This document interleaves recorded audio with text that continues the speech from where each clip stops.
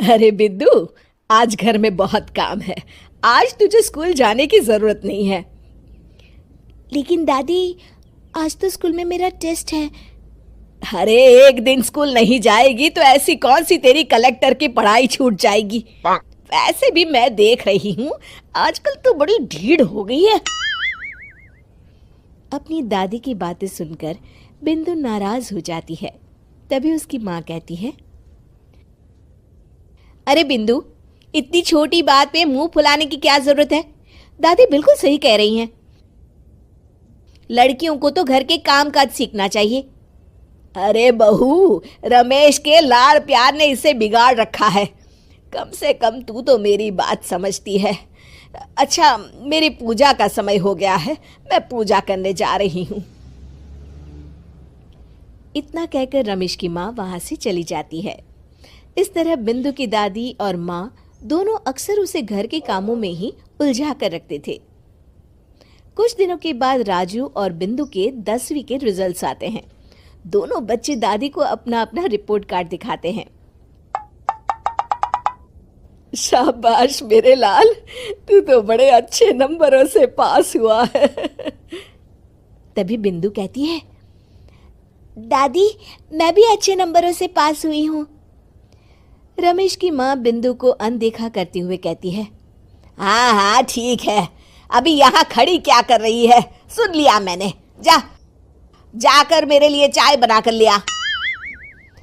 बिंदु उदास होकर चाय बनाने किचन में चली जाती है। तभी राजू कहता है, दादी, मैं क्रिकेट के कोचिंग सेंटर में एडमिशन लेना चाहता हूँ। अरे वाह राजू बेटा, ये तो तूने बड़ी अच्छी बात कही।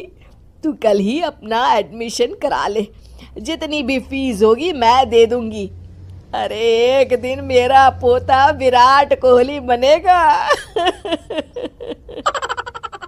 इस तरह अक्सर रमेश की माँ अपनी पोती बिंदु के साथ दुर्व्यवहार करती थी। कुछ दिनों के बाद रमेश की माँ और उसकी पत्नी दोनों सास बहू मिलकर राजू का एडमिशन अच्छे स्कूल में करवा देते हैं, लेकिन बिंदु का एडमिशन नहीं करवाते।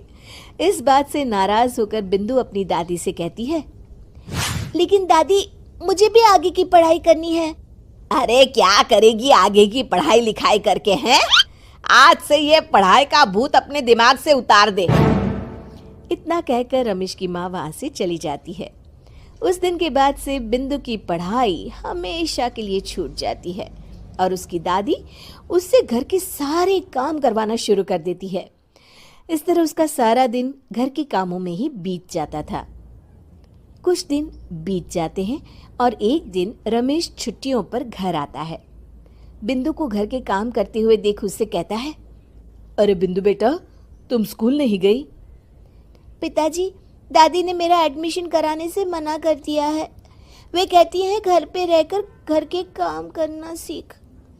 अपनी माँ का ये बर्ताव देख रमेश को बहुत गुस्सा आता है और वो अपनी माँ से कहता है, माँ, ये तुमने क्या किया? आगे की पढ़ाई के लिए स्कूल में बिंदु का एडमिशन क्यों नहीं करवाया? अरे बेटा, लड़की जात है, ज्यादा पढ़ लिख कर क्या करेगी? वैसे भी शादी के बाद तो इसे घर के ही काम करने हैं ना। तुम किस जमाने में जी रही हो माँ? अगर कल्पना चावला के घर वाले भी तुम्हारी सोच के होते तो क्या वो पूरी दुनिया में हिंदुस्तान का नाम रोशन कर पाती? इसका स्कूल छुड़वाकर तुम इसका भविष्य बर्बाद कर रही हो, लेकिन मेरे रहते ऐसा नहीं होगा। बिंदु बेटा, कल ही तुम्हारा एक अच्छे स्कूल में एडमिशन करा दूंगा। तुम जितना चाहे उतना पढ़ो। मेरे होते हुए तुम्हें किसी बात की चिंता करने की जरूरत नहीं है। अपने पिता से हौसला पाकर बिंदु खुश हो जाती है और कहती है, जी पापा, मैं खूब मन लगाकर पढ़ाई करूंगी और बड़ी होकर डॉक्टर बनूंगी। ये हुई ना बात। शाबाश मेरी बेटी। शिक्षा, लड़का हो या लड़की, हमें दोनों को आगे बढ़ने का मौका देना चाहिए।